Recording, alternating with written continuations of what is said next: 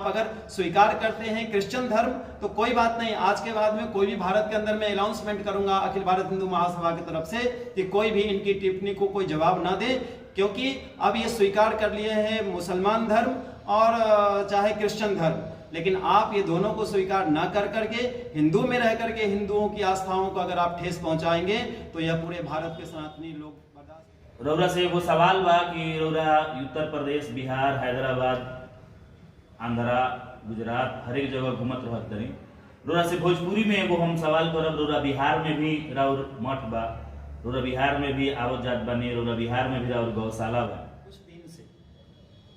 कुछ दिन से जो बिहार के शिक्षा मंत्री, जिन्होंने अपने वाणी से ऐसे स्टेटमेंट दिए कि पूरे सनातनी से जुड़ने वाले को आघात पहुंचा, क्योंकि ये पता नहीं उनको कि नवाह पारायण होता है बिहार के अंदर में, और हर 15 किलोमीटर में देखता हूं कहीं ना कहीं सीताराम का धून चलते रहता है।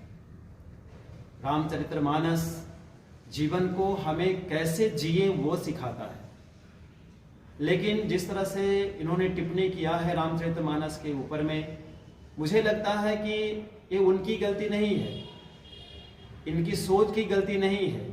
जो हमारे भारत के ऊपर में अत्याचार करते रहे हजारों साल तक, जैसे औरंगजेब और बाबर, तो शायद लगता है कि इनके कोई संपर्क में ऐसे बाबर और औरंगजेब के लोग आ गए और कुछ धन में अत्याचार करते रहे हजारों साल तक, जैसे औरंगजेब और बाबर, तो शायद लगता है कि इनके कोई संपर्क में ऐसे बाबर और औरंगजेब के लोग आ गए और कुछ धन प्राप्त करवा दिया उनको, जिस धन से लेकर करके और धर्म को हस्तक्षेप लगाना, टिप्पणी करना, यह शोभामान्य नहीं है, क्योंकि भारत की अस्मिता ऐसा नहीं रहा।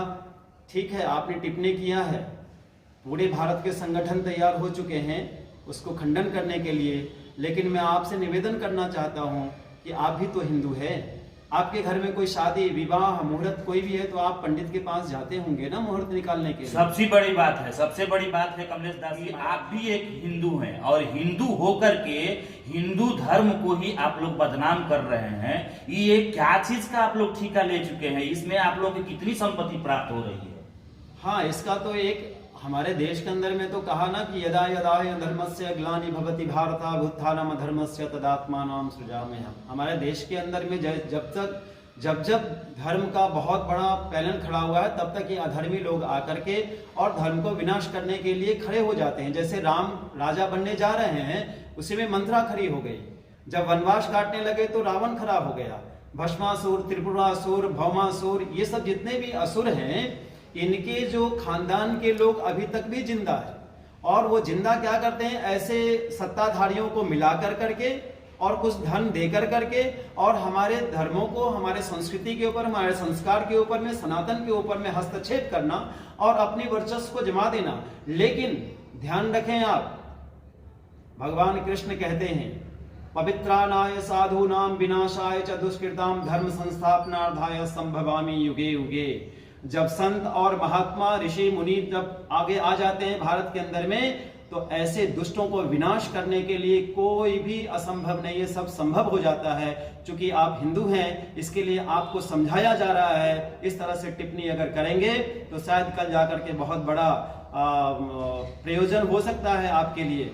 ऐसा न करें, क्योंकि आपके भी बाल बच्चे होंगे, उनकी भी शादी होगी, विवाह होंगे, आपके खानदान में होंगे, तो जाएंगे तो मुहूर्त निकालने के लिए आप संस्कृति संस्कार को इधर। और क्या आप अगर स्वीकार करते हैं क्रिश्चियन धर्म तो कोई बात नहीं, आज के बाद में कोई भी भारत के अंदर में अनाउंसमेंट करूंगा अखिल भारत हिंदू महासभा की तरफ से कि कोई भी इनकी टिप्पणी को कोई जवाब ना दे, क्योंकि अब ये स्वीकार कर लिए हैं मुसलमान धर्म और चाहे क्रिश्चियन धर्म, लेकिन आप ये दोनों को स्वीकार ना कर करके हिंदू में रह करके हिंदुओं की आस्थाओं को अगर आप ठेस पहुंचाएंगे तो यह पूरे भारत के साथ। महाराज जी, आपसे एक और भी मेरा सवाल था कि आज ठीक है, किसी ने तो रामचरितमानस पे टिप्पणी किया, वो भी अपने हिंदू धर्म से ही आता है। यदि दूसरा कोई धर्म से इस तरह का बात बोलता था या दूसरे धर्म के ऊपर बोलता था तो आज हो सकता था कि बवाल छिड़ता था। हम सनातनी थोड़ा खामोश रहते हैं, इसलिए ऐसा लोग मजाक करके निकल जा रहा है। लेकिन मैंने ये भी सुना है कि उसी पार्टी के कुछ बड़े बड़े नेता, दिग्गज नेता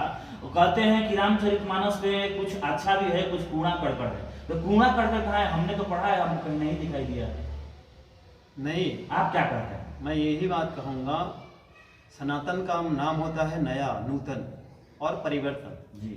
तो ये 420 साल पहले लिखा गया रामचरितमानस। अब उस समय में भाषा, व्यवस्था, संस्कृति, संस्कार और कुछ रहे होंगे ना, लेकिन वो अवधी भाषा में लिखा हुआ है। उसकी तोड़ क्या है, उसका अर्थ निकालना ना। खाली अवधी भाषा अगर हम समझे नहीं, किस भाषा ज्ञान अगर नहीं हो तो अर्थ के अनर्थ हो जाएंगे ना।